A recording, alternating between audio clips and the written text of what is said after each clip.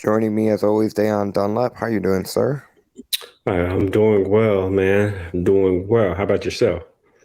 I'm doing great. I can't complain. So let's get right into it, starting with the men's basketball season, who had their season come to an end this past this past Friday. I'm confusing my days. This past Friday evening in Kansas City, losing to a red hot Miami Hurricanes team that went on to beat Texas in the Elite Eight, and now they're going to be playing here in Houston in the Final Four against UConn and will be competing for a national championship. But Deon, just we've had a few days to process the end of the season, just in totality, the season as a whole. The overall record 33-4.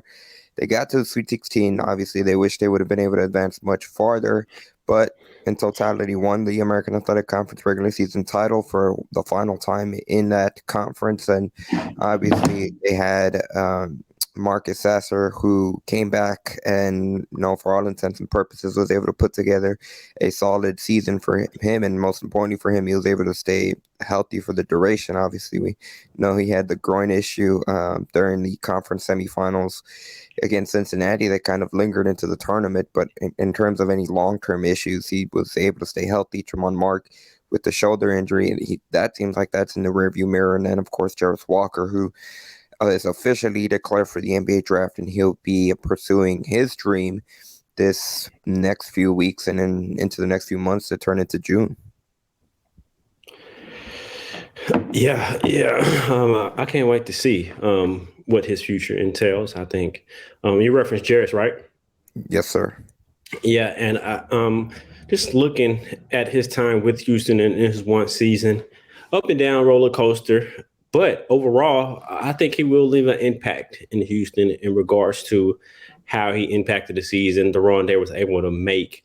And so I think he, like a lot of Cougs that we see, he'll be returned to Houston a lot, show his face whenever he has the time because it's a family. And I think he really, his game got better throughout the season. I think he started to be more reliable on the defensive end, especially down the stretch, and his shot blocking, his ability to guard 1 through 5. And so I really think I'm sure that he would say as well that he enjoyed his time in Houston and he got better overall. And he got what he wanted in regards to being Coach hard from Coach Sampson. No, definitely one of the things that Jarace Walker said during the locker room after the loss was that he felt that the program here at Houston helped them to really prepare for the next level. And he was straightforward. He said that's the reason that he came to Houston, to get him prepared to play in the NBA. And he said that he feels that being able to have that edge, that grit, and just consistently being able to work hard and have that hard hat on is kind of the direct quote that Jarace Walker said, is something that was instilled in him by Coach Calvin Sampson. He's going to carry that into the NBA. Now, kind of sticking with Walker, and we talked about it a little bit after in the final Let's Rich Cougs of the postseason of the season in general. But there's some mock drafts that have him as high as a top 5 pick. There's others, most have him as a consensus lottery pick.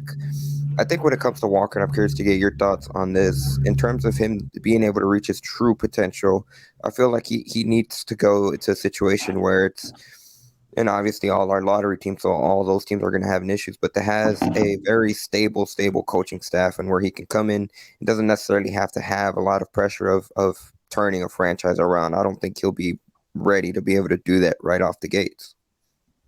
Yeah, I agree with that 100%. I don't think he's a Paulo Banchero type of player who comes Mhm. in and has an immediate impact. Is probably going to be Rookie of the Year. I'm not saying he can't reach that, but I don't think he's going to come in and have that immediate impact like Paulo did, who was the number 1 overall pick.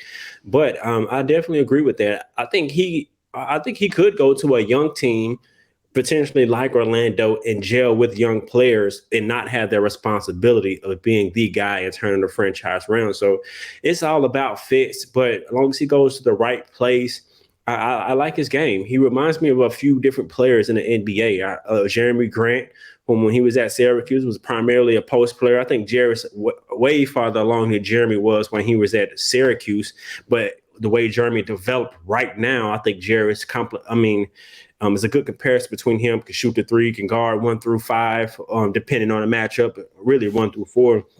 Can play some three, can knock down threes and play make. And you see how Jeremy Grant for Portland right now has played through the last couple of seasons. Also, kind of reminds me of Bam Adebayo.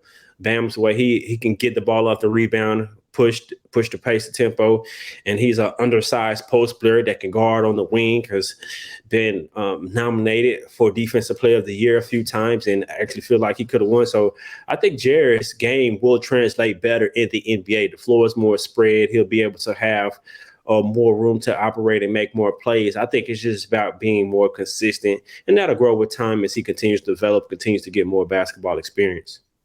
Oh, Jeremy Grant's a great comparison because especially body-wise, it seems like they're very similar in that aspect. And just looking at the bottom tier teams in the NBA currently, I think if you look at the West, funny enough, I think if he were to go to Portland, that would be a great spot for him. But I'm looking at the East. I agree with you about Orlando. It looks like they're heading in the right direction with the momentum they've have. And like you said, they drafted Banchero last season. But even a team like Indiana, if he would potentially, depending on how the lottery pans out, with Rick Carlisle, I think that'd be the great type of system to be able to continue to develop. And I feel it would be similar to kind of what he experienced here in Houston. Yeah, I like Indiana. You pair him with Hollenberg, the point guard, pass first point guard, and you got Buddy Hield and their center Miles Turner, who's a stretch 5. I think that both of those teams I really like, and young players who they can mold with. You see NBA teams have success when they build through the draft, and although Hollenberg was traded to the Pacers, but he's still a fairly young player in his career who has all-star potential. And so as long as he has the ability to gel with young players and they continue to build their chemistry, their camaraderie together, I really like Jarace's future. I think he's going to have a bright future. I think he's a potential all-star. Just depends on how his career pans out. Depends on the fit where he goes to. But I think he definitely has a bright future for sure. And the last thing I want to touch on Walker, like I mentioned, he did officially declare he was going to go for the NBA draft. Like I said, he had high praise for Houston and how they were able to really develop him and prepare him for the NBA. But looking at some UH fans, I don't want to get too much into the rabbit hole, but they feel like he could have shown more. Do you think that there's some truth to that, or do you think it's just, hey, this was the role that he was brought in to have under this team with, the leaders were going to be Marcus Sasser and Jamal Shead, and he just had to be a cog in the system. And like you said, it could be different once he does get to that next level. I think he could have showed more. I think there are games where we could have featured him more, like last year when Marcus and Tremont we went primarily to a inside-out team. So I think in certain matchups he could have done more, but overall, it's just his freshman season. He was 18, 19 years old. And so he was still learning as he was getting that experience. But I can see some instances where I think he could have done more and could have produced more if he would have had the chance. He had a chance because he had a lot of touches and he got a chance to get his shots. And he passed up a lot of shots to his credit sometime. And so I think he could have did more, but I also think he did well in his role.